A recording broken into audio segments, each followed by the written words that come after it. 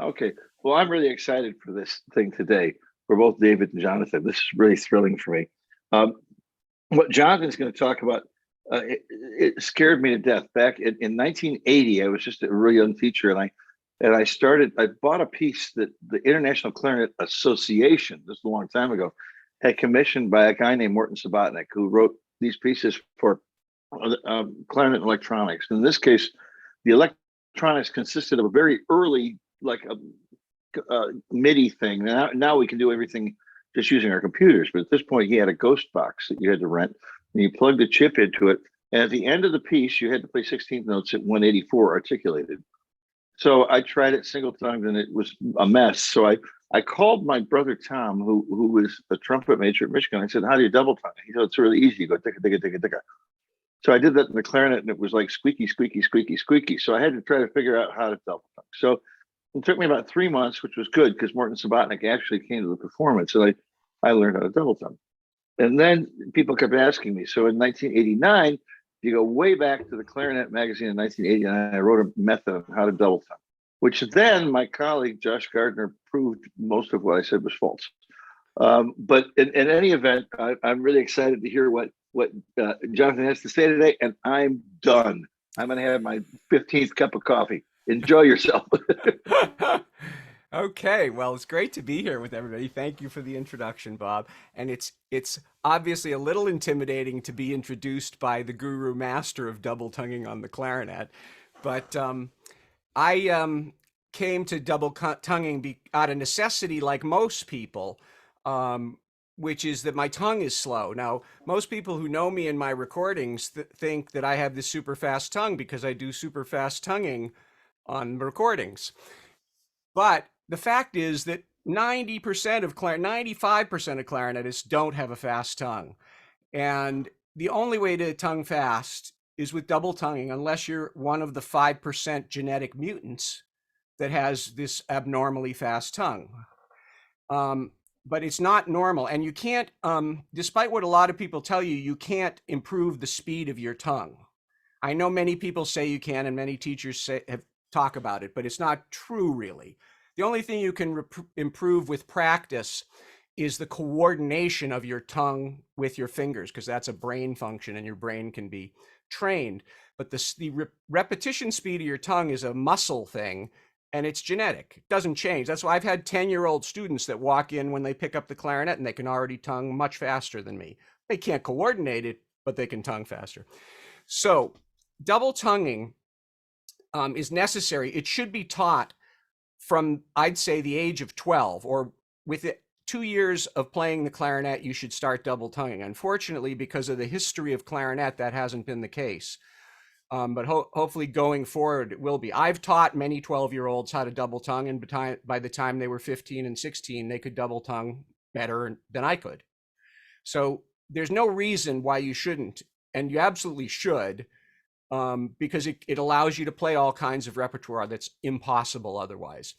And when you avoid the double tonguing by throwing in extra slurs, what you're doing is you're degrading the music, because articulation is a huge part of the music itself. So when you double tongue, it's very simple thing. You can learn it instantly. You then have to practice it to make it reliable, but you can learn it instantly. And all you have to do, and it's a little bit counterintuitive, all you have to do is keep the air going as if you're playing super legato, number one. Now, most people think of double tonguing. In fact, some people call it double staccato, and they think of it as this short thing. That gets you in trouble, it turns out. You don't want to think of it as short. You want to think of it as long as possible. I'll take out my basset clarinet here and show you what I mean. So here's double tonguing. Oh, let me share my screen and put you on the better audio here first. So I'm going to share my screen with you, my iPad, and then I'm going to mute this. Okay, now you should see my screen there, and here's my audio. Okay, so here's double tonguing.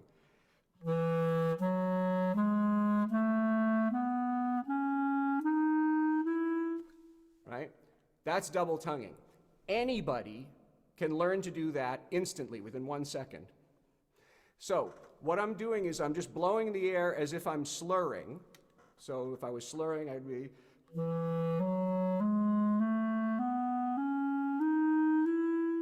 I keep the air exactly the same, and now I just go do, do, do. A lot of people say taka, taka, taka. I like to think of, first of all, D's and G's instead of T's and K's because they're voiced, and oo instead of ah, because ah pushes your chin and tongue down, oo keeps you in the forward and stable position. So think of a do, goo, do, then your chin doesn't move. Do, goo, like that. So I go...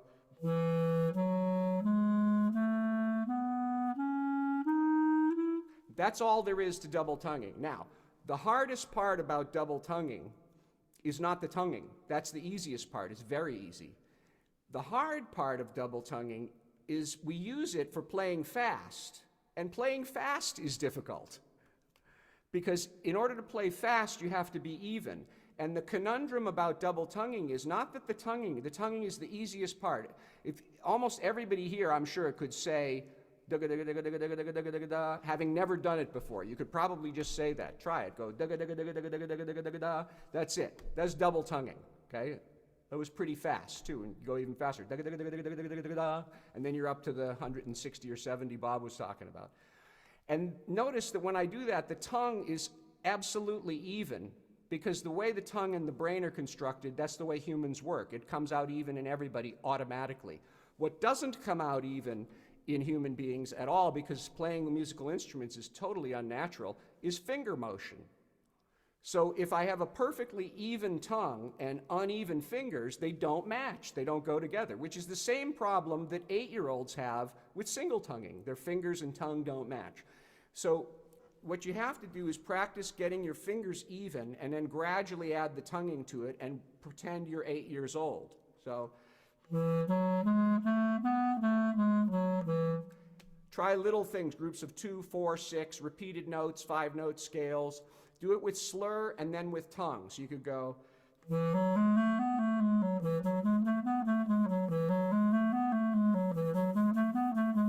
And the thing to remember is don't go. Don't try to staccato tongue your double tongue. Now, when we do slow staccato, we do that, right? Because it's slow. So if I'm doing some slow thing, like I'm popping the air, ba, ba, ba, ba, ba, ba, ba, right? But in fast staccato, you don't do that. If you do that, you'll be tripping over yourself. You'll be cutting off the air. It'll be uneven. It'll never work. You'll never be able to go fast. When we go really fast, what's actually happening is the airstream is blowing and your tongue is just modulating the airstream. And it doesn't even have to actually touch the roof of your mouth. If you go ka, you can feel the back of your tongue is touching the roof of your mouth, or ga. But when we do fast double tonguing, we don't actually push it that far. I'm just sort of moving it closer and further away, which squeezes the air column. And for all of you physicists out there, you'll know that when we have a fluid flow and we come through a compressed region, the speed of the fluid speeds up. The fluid in this case is the air. So that causes when you go, it's more like that, not but when you're going very fast. So so for example, in the Mozart concerto, one of the spots where you might want to do this, and I'll play some recordings, of examples, because this is useful not only in solo, it's useful in orchestra, it's useful in chamber music, it's useful in all the basic repertoire. You've probably heard teachers say, oh, well, you don't need that in normal repertoire. That's absolutely false. You need it in every piece of repertoire ever written that I know of, that I've ever played, unless you're one of the 5% genetic mutants who can single tongue at 160. You know, I've had a couple of students who could actually single tongue at 160. And so I would say, that's fine. Okay, now do it at 170. And then they couldn't do it. I said, that's why you got to learn double tonguing. People who've gotten through life at 160, which is, you know, you can get through a lot of stuff that way, but you can't get through everything that way, right? So always push your students. There's no human being that I know of that can double tongue at 180. It's not possible. So so for example, here's a nice little scale, right? Now, for variety, you don't have to. A lot of people slur through everything, but adding articulation gives some variety. So after all this slurred stuff where we're going, that stuff, and then we come to this stuff, suddenly you have something that's tongue. So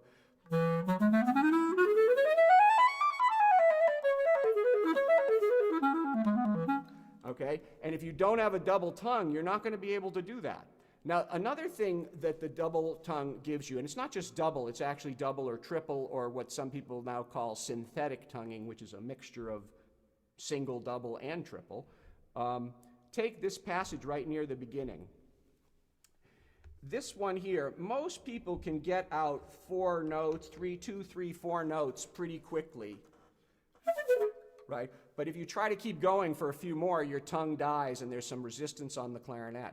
So what the multiple tonguing does is it's like a turbocharger. So when I play this passage, for example, I can't do it as fast as I want, but I can get 5 notes out pretty cleanly and pretty fast.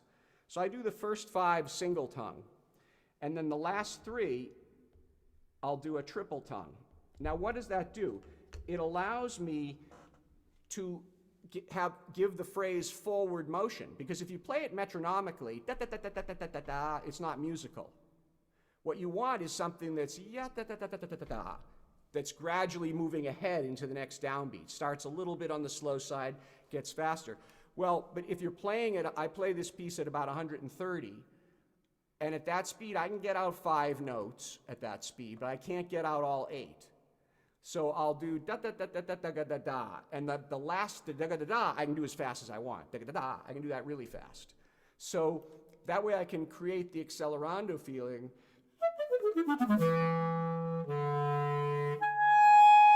And everyone says, wow, what a fast tongue he has. No, actually, I have a slow tongue compared to most people. I just used a triple tongue to speed it up, to turbocharge it at the end of that phrase. Or take this phrase here, another one. So on the way down, I tongue. On the way up, I slur. Again, 6 notes. I can't do all 6 at the speed I want, so I do a triple at the end of that group. Okay, so you do da, da, da, da, da, da, da, da. So.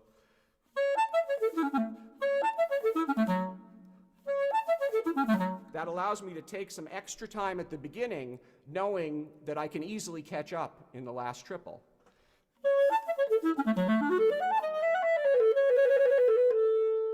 Whereas if I did that single,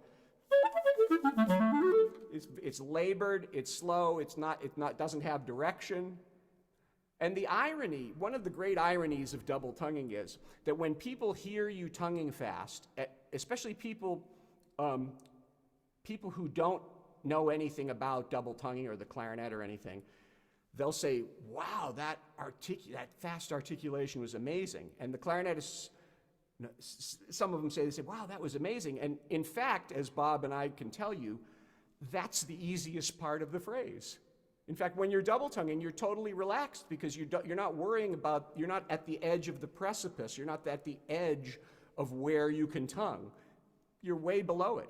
If I'm going to, it's like Heifetz said, when somebody once asked him, you know, Mr. Heifetz, how is it that you play so fast and so cleanly? He says, what do you mean? He says, I never play fast. And the guy says, what do you mean? He says, well, you know, if I perform it at one tempo, I've practiced it way faster than that. Same thing here. So if I'm going to perform something at 150, I practice it up to 170 at least, cleanly. And then when I play it at 150, I'm totally relaxed. I'm double tonguing. It's way below the edge of where I can do it, and I'm completely relaxed. So the stuff that sounds the most impressive is actually the easiest.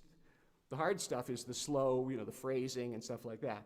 So let me show you some examples, because again, I want to dispel this notion that double tonguing is some esoteric weird thing that you only need in a couple of special cases. No, it's needed in every single standard piece of repertoire, and if you can't do it already, you should be learning it right away. And don't give me the, I'm too old to learn this stuff. That's not true. You can learn equally fast at any age. The only difference is that as we become older, and I have some experience in this regard, soon being 64, some people become less willing to learn. Most people become less willing to learn. It's not that it's harder to learn. It's just as easy to learn. Just when you're younger, you're more willing to put in the time and think about it. If you do this practice, you'll be double tonguing immediately in 2 seconds, and within a week or two, you'll be doing it reasonably well so that you can use it in limited things. You start out by using it in a limited way. So for example, you might have a passage that goes just 2 notes, da-ga-da, something like that. Right? With 1 day of practice, you should be able to do that. You can use that in performance the same day. There are plenty of pieces that have that. And before you were faking it, you were going da ta ta ta ta ta ta ta, no, dum da dum da dum, right? Piece of cake. Once you can do that, then try a 4-note passage, then try a 6-note passage, etc. And you can make up your own practice routines for this. You can do 2 notes, 3 notes, 4 notes, go.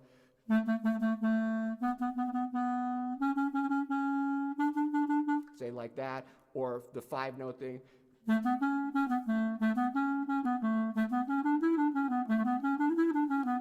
And the key, remember, long, not short. And when you practice, go back and forth between the all slurred and the articulated version. So what does that mean? Because the key is when you play all slurred or all double-tongued, the air and the fingers should be exactly the same in both cases. The only thing that changes is your tongue. So in other words, if I play and then I do that double-tongued,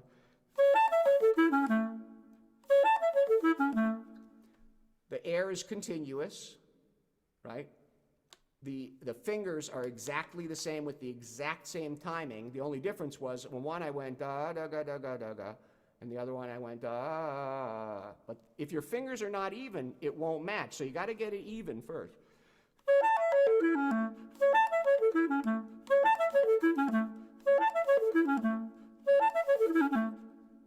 Fingers weren't even, you see. Now, the other thing you'll find on the clarinet, which is why it's a little more difficult to double tongue on the clarinet than, say, the flute, is we got this resistance. And the resistance differs on different notes in different registers. So you got to get kind of just used to that over time by playing. I need a little more oomph here, a little less oomph there. But the key is keep your embouchure tight and set.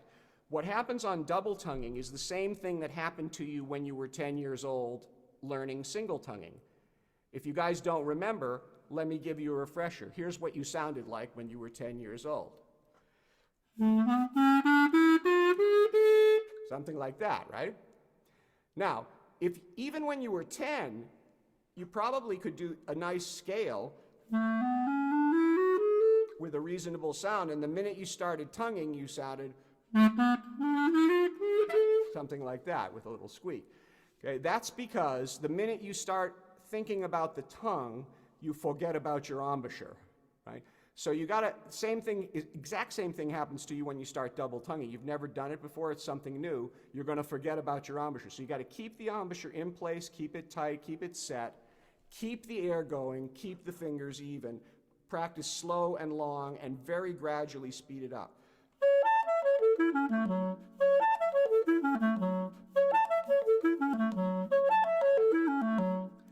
And don't speed up until you can do it 10 times in a row perfectly. But if you practice, for example, that measure for an hour, in 1 day you should be double tonguing that measure perfectly. And over time you'll learn how to get other measures and other figures going. Now the other thing you got to remember about double tonguing, how much time do I have, by the way? We should probably switch to questions when you find a stopping point. Okay. All right, I just wanted to play one recording example for you then. But to tell you one thing, when you double tongue way up high in the altissimo, you have to move your tongue less and less. Okay, so down low, da-ga, da-ga, da-ga, let's say it's moving this much. Then up high, it's going to be moving, maybe a quarter that much. So the higher you go, the less you move the tongue. Let me play an example for you of some fast tonguing where you need to have double tonguing. So this is the end of the messager. Everybody know the messager solo de concours? It's a fairly standard repertoire. Let's see, I have a, tell me if, can you hear this if I play it?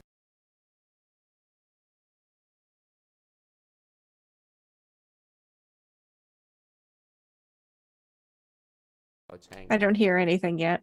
You don't hear anything. Okay, hold on. Let me No, no, nothing's coming across. no sound. Let me try setting it once more. Did you hear that now? Yes. Okay. So.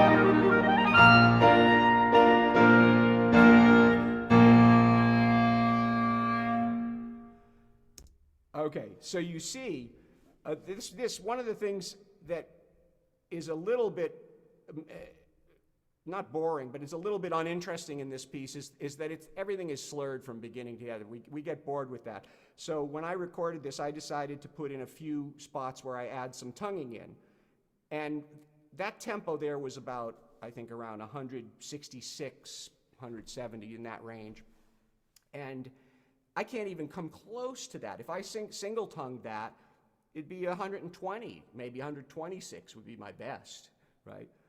But as you can hear it, it's completely effortless once you learn how to double tongue. And this same thing applies whether you're playing the Mendelssohn Scherzo, the Mozart Concerto, any of the Weber pieces, Message 8, whatever the repertoire is, there's always places where you need the double tonguing. So my advice is start learning it today, start using it in concert 3 days from now on simple things, right?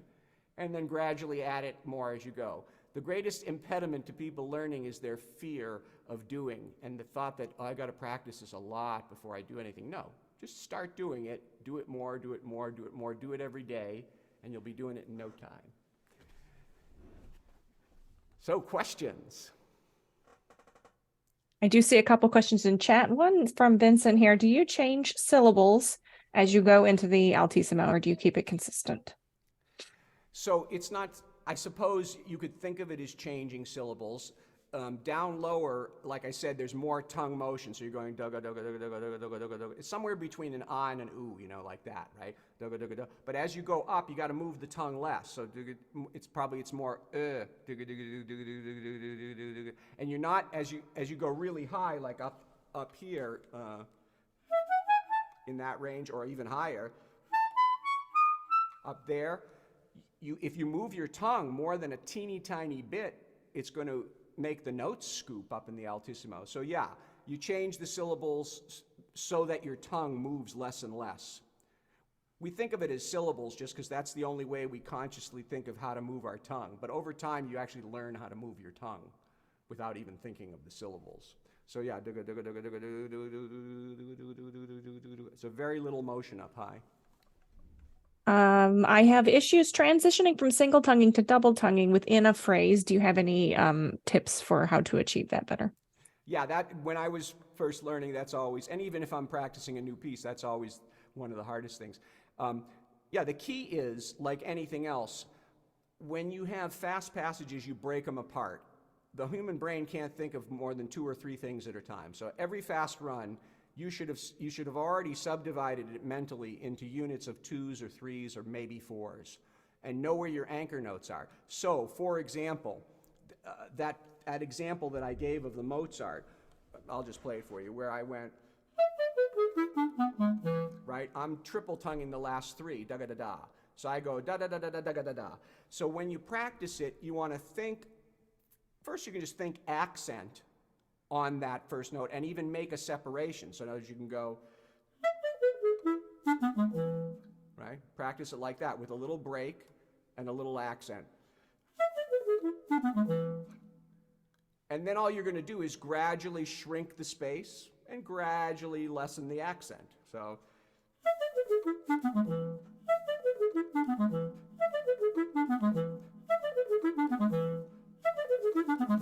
See, I can do it pretty well now. So the key is always break it into pieces. If necessary, put space between them. And the first oftentimes the problem you have with when you go into double tonguing is that there's not really enough air in your first note. So always think of your first double tongue note with an accent. And then you can later back it off, but always start it that way. In fact, if you look at the spot in the Weber, let me show you this one. In the Weber concertina, where that's especially useful, is at the beginning, right here. You see where the C major scale is? That one. So you go, this is a half step too low because I'm on my basset clarinet, but.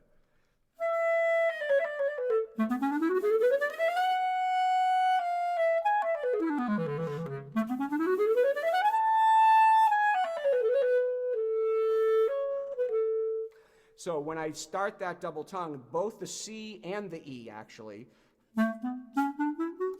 I give them an extra kick.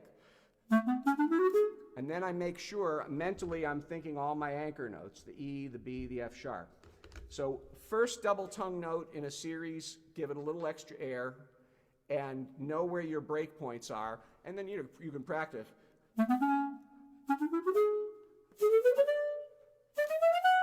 Practice them in subgroups, put the subgroups together, etc. Well, we kind of have to move on. I want to make sure David has enough time to get to questions as well. So thank you so much, Jonathan. And we will, if you'd like, feel free to share your contact information if anybody else has additional questions in the chat there. Okay, will do. Perfect. Hi, everyone. Thanks for having me today. It's so great to see so many people called in today on at least what here in Illinois is a very cold and frigid Saturday afternoon, but thanks for being here. And today I just want to be talking about some ideas as it comes back to phrasing, which I know is a sort of very open topic, not specifically to clarinet, but affects all of us as musicians. So today is 5 fundamentals that I use in my own playing and in my own teaching to help us become better, have better performances and more musically engaging performances. Speaking of engaging, this is really an essential element of what we do. We've all heard performances, or maybe when we were younger, we're part of these where it's like we played everything on the page correctly, but we didn't go beyond the page. We need to remember that the musical score, that's the starting point for us, not the ending point. There's so much to go beyond what's on the printed page. And I find what happens a lot of the time when we're looking at especially a piece of music that is new to us, it's like there's many options. There's too many things that we could be doing, and we're not necessarily sure how to begin interpreting in a way. So before we get into these 5 very, very simple sort of fundamental basic ideas for phrasing, I just wanted to say that there's a lot of things to consider when we're working on phrasing and interpreting a piece. Some of which harmony and, as one example, the background of the piece, the composer's sort of overall aesthetic. That's way too much for us to get to in 10 minutes today. But those are all things that are super important to be thinking about. And beyond that, phrasing is not formulaic. There's not like, if you always do this, it will be effective. If you never do this, there's none of those absolutes. But there are a lot of things that we can use to at least launch us forward into really good phrasing ideas.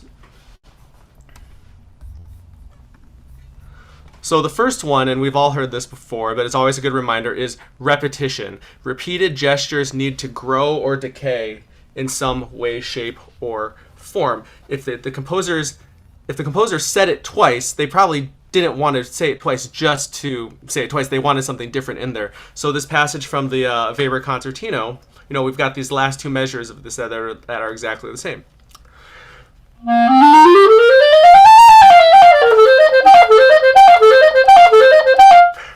But I mean, it's fun, it's flashy, but if we want to make that a little more interesting, add a crescendo through those repeated gestures.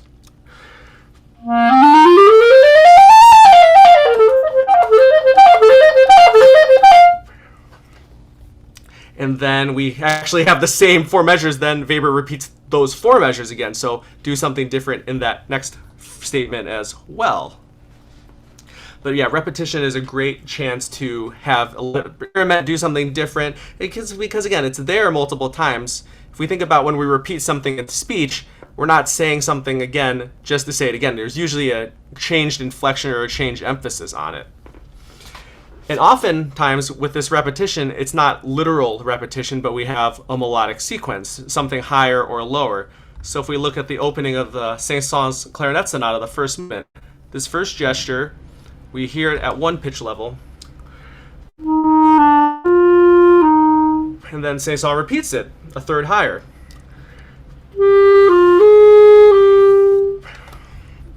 So instead of just playing both of those piano, I would say phrase through that and grow with the repetition.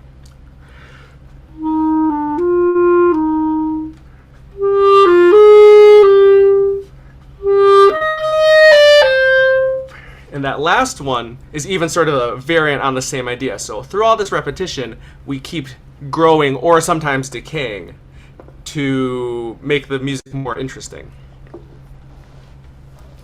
Second thing that is so important to us with phrasing, and I don't think it's something that we necessarily think about enough, is rhythm. Specifically that short notes often lead to long notes. They create the sense of rhythmic motion and drive, and then we land on a longer rhythmic value that has more emphasis in our ear because it's longer. So this passage from Ribot's Melodic Contour is a really good example of this.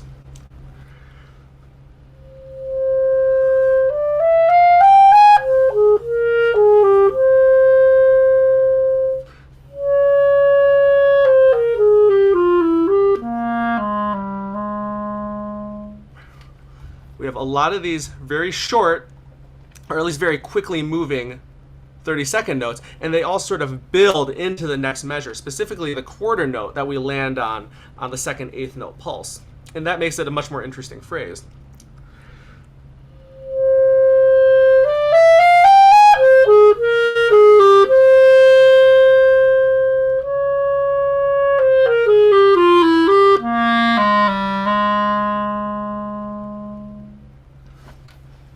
It's a really interesting exercise to just take any phrase of music and take it down to one note and just play the rhythms on that same pitch and see what inflection you come up with in that regard.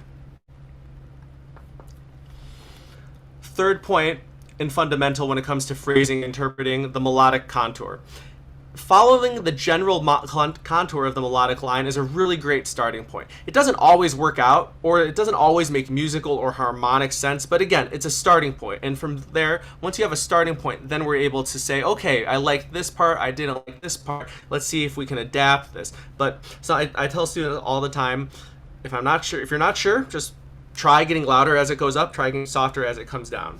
And this passage from Cavallini's Adagio and Tarantella works really well. If you play this whole first 8 measures piano, it's fine, but it's just a little stale.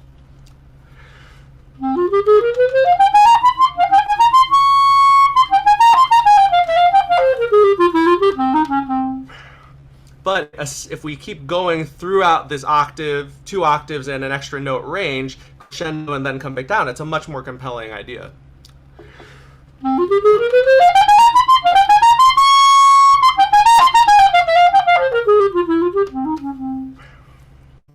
And it would look something like that on the printed page.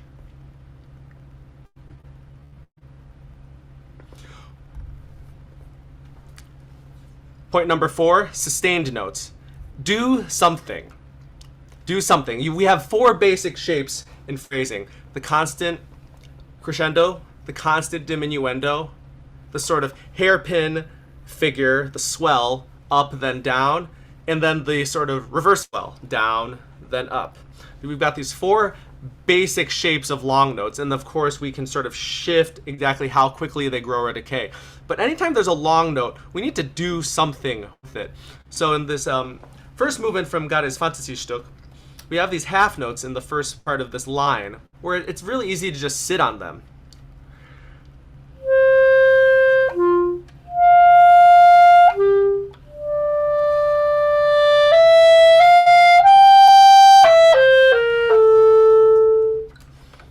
of course, God gives us wonderful phrasing marks later on, but I would argue there's some marks missing. Try diminuendo on these first two after the half note following the sort of descending interval. And then on that E half note, we're going to crescendo anyway, so let's get a little start on that long note.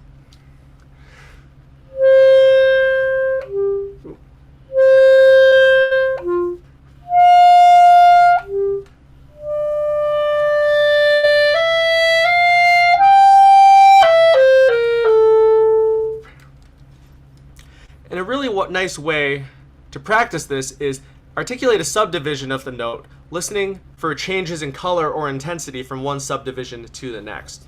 So you might take that first D half note and just do D eighth notes, listening to see if each one has a different dynamic or energy level.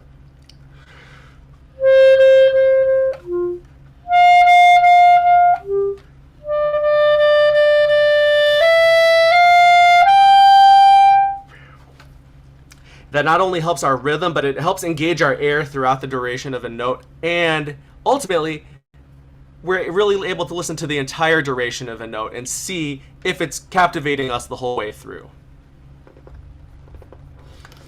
The fifth point and fundamental when it comes to phrasing that I always like to make is that we need to exaggerate everything. And you've all heard this probably, but I want to kind of get into why this is the case. It's not that we're lazy as clarinetists. We're trying everything we can do to make a really compelling phrase. And the fact is, it's the thing that we're trying to do. The fact that we're invested in it makes our perception different than what the listener hears. We know what we're trying to say. We are physically and kinesthetically vested in the tone production and the musical product. So we have a different level of understanding with the music we're trying to make than the listener, unless we've told them, hey, here's what we're trying to do, and we don't have the chance to do that to our audiences. So we need to go be above and beyond to make our musical points heard. When we're not sure where exactly the peak of a phrase is, I would always say put the apex of phrases later in the phrase than you think they need to be. And once you arrive at that apex, stay sort of into the phrase, stay into that apex longer. It's easy to arrive and then recede very quickly, but we need to really, again, sort of drive that point home and double down on this is the point we've been building to. One thing I really like doing when it comes to phrasing is making sure that I'm actually making good dynamic changes and not just distorting the tone quality. So always listen back to yourself, record yourself, listen back, and see if your phrasing decisions are actually coming across the way you feel they are. And one thing that I really recommend for everyone is getting some sort of noise meter. This is an app called Decibel X. I just happen to like this one. But what I'll do is, even just in a simple long tone exercise, take a note, try and start as soft as I can, and when I feel like I'm getting to the very peak of my dynamic range, see, am I actually still increasing the decibel level, or is the tone just starting to spread?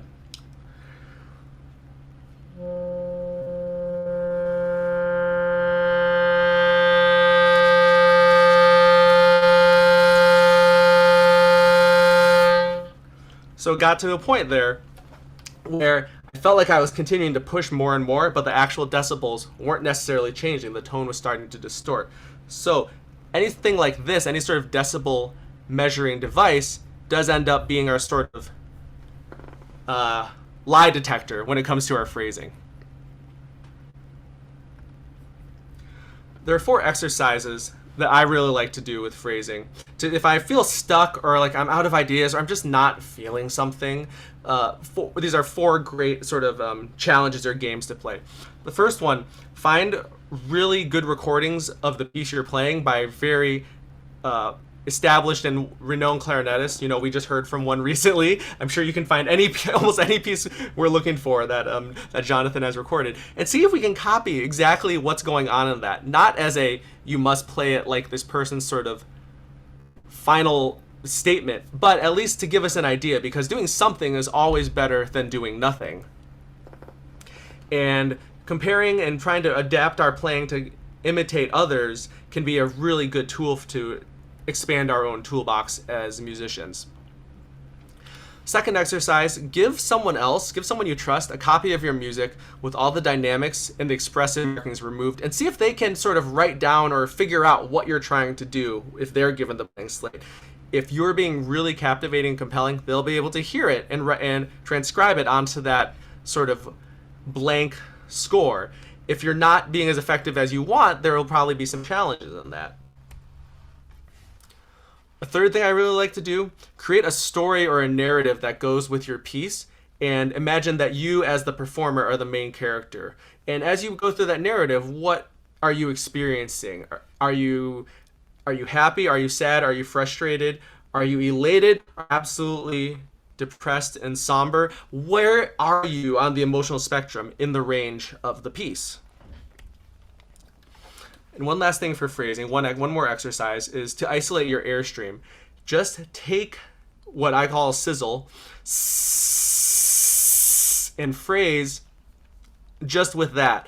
Can you hear the shape in your sizzle? Can you hear the phrase shapes going up and down as you were playing the clarinet?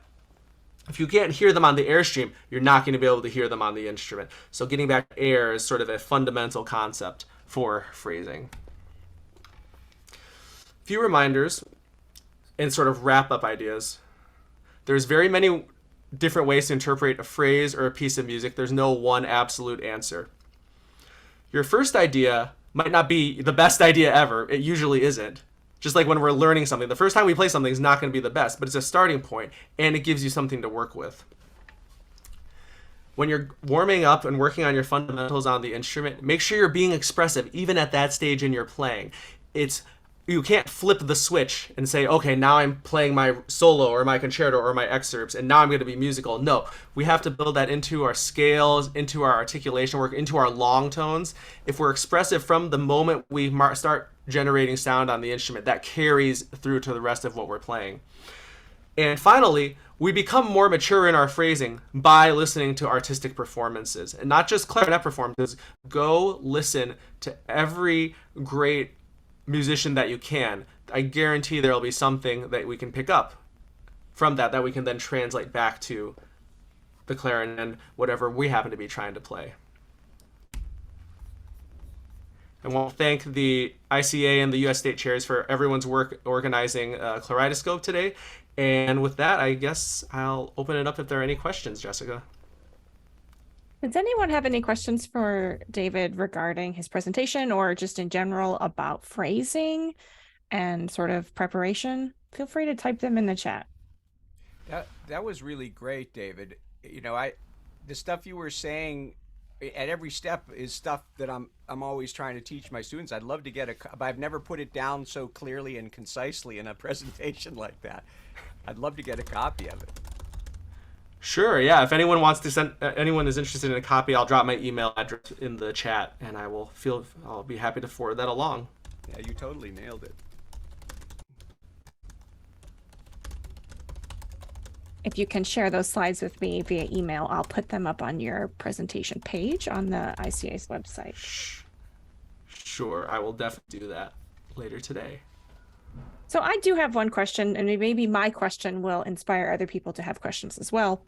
When you have a phrase that's particularly long, and you can kind of tell that the composer's intention is to play for a period that is beyond the capacity that you have with breath support, what is your recommendation if the performer does not know how to circular breathe, aside from circular breathing?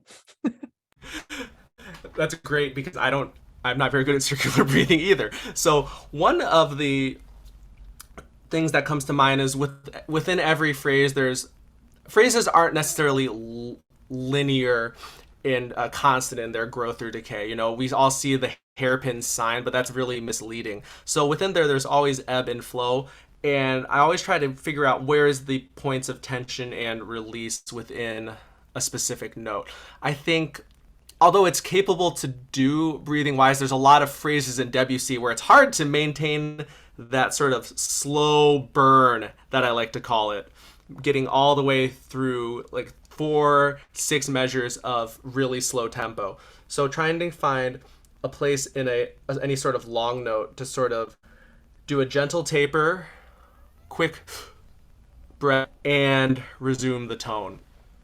Also, with anytime we're trying to sort of sneak that breath, I always try to avoid bar lines and before or after dynamics. Those tend to interrupt our phrasing. So sort of subtle ways to kind of hide that. And again, always taper the note before you breathe and then come back in at the same volume that we do. That works really well for me, and I find for my students as well. And we have a question from Josh. Can you elaborate on why you put the peak of phrases later? It seems like an interesting idea.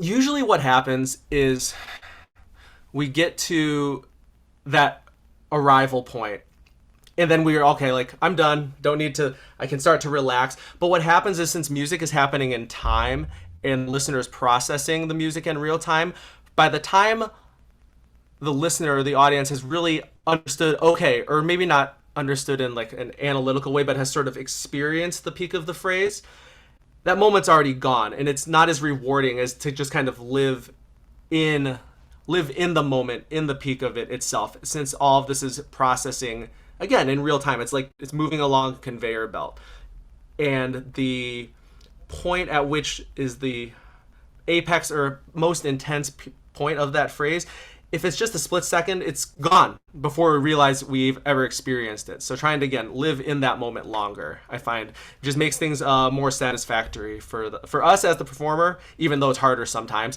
and for the audience member. I hope that answered that. Makes sense. One other question that I had is with regard to preparations and phrasing within unaccompanied pieces. I feel, myself included in this, a lot of times when preparing a particularly difficult unaccompanied piece, the Martino comes to mind, one of my favorites, but also really challenging. I find it really difficult to, and especially when I record myself, leave adequate space in between phrases to let the music breathe.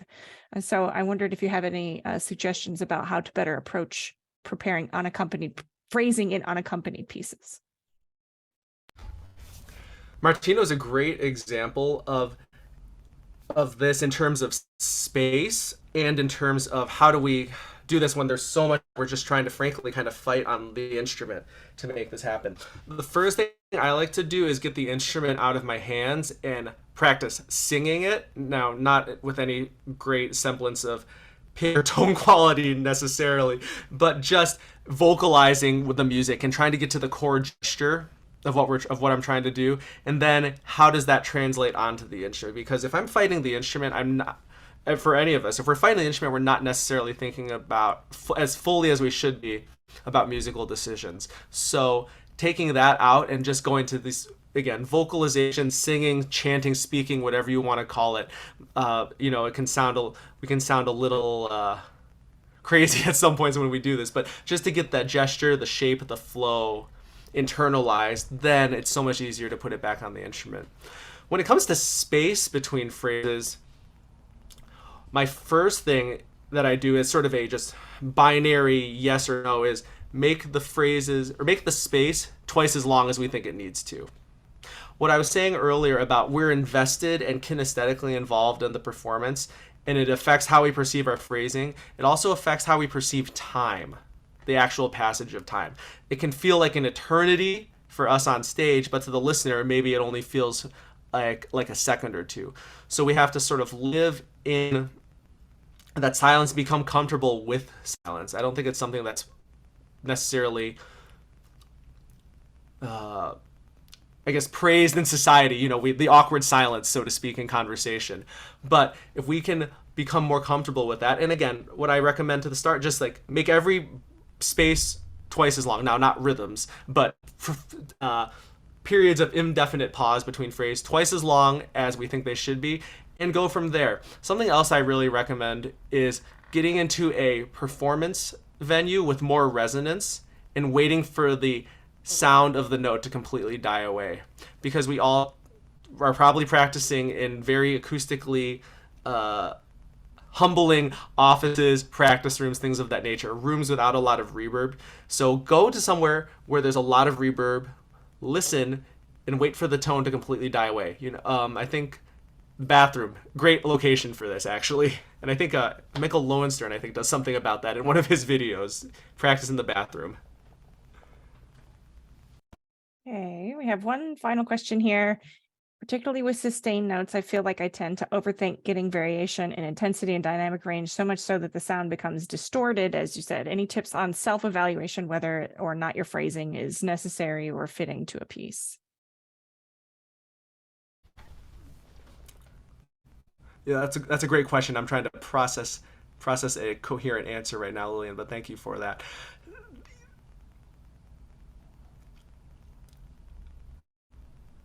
The first thing I can say is find someone who you trust artistically to give you and play for them and get an honest opinion. As clarinetists, we all have a sort of different tolerance range for what is characteristic or uncharacteristic sound, appropriate or less than appropriate, or phrasing, or less effective phrasing. And everyone's preferences are going to differ. That's what makes playing music so great and enjoyable.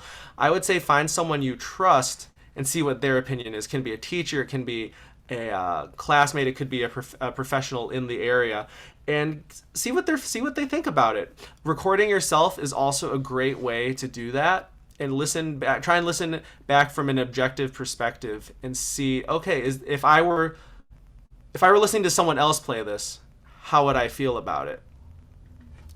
In terms of the sound quality distorting, that's something that tonal distortion in crescendo, decrescendo is so hard to assess if it's the only thing we know. We have to kind of get, again, separate from ourselves and start listening to other musicians and notice how, when this really fine vocalist diminuendos, you don't hear any change in the color. Is that happening to me on the clarinet? How do I get that happening? And there's a lot to do with intricacies of air and tongue and voicing and lip pressure and everything else that's I've probably already gone over in that time in that regard. But that's the biggest thing is find someone you trust to listen to. I think everyone needs that kind of person in their circle of musicians that, I would trust this person with whatever they say and open it up to them for their thoughts. I also really like the idea of inviting a non-clarinetist to be that person, because they don't care about what the clarinet can and can't do. They just care what it sounds like. So they'll be much more honest with you and less accepting of our excuses of read, or this note in my instrument tends to be flat. No, they don't care. They just will tell you that's out of tune or that doesn't sound good. So I feel like that's a good way to do that. Thank you so much, David. It's really great. We'll get these slides from David up on the website for you all. I think it's a really great way to approach phrasing, practice, and teaching. So we have our first ever listening panel coming up next. So I'm really excited about that session. I'm going to drop the link here in the chat. We will briefly close the Zoom. So use this link to get over to the new session, and I will let you all in. So we'll see you over there in just a few minutes. Thanks so much.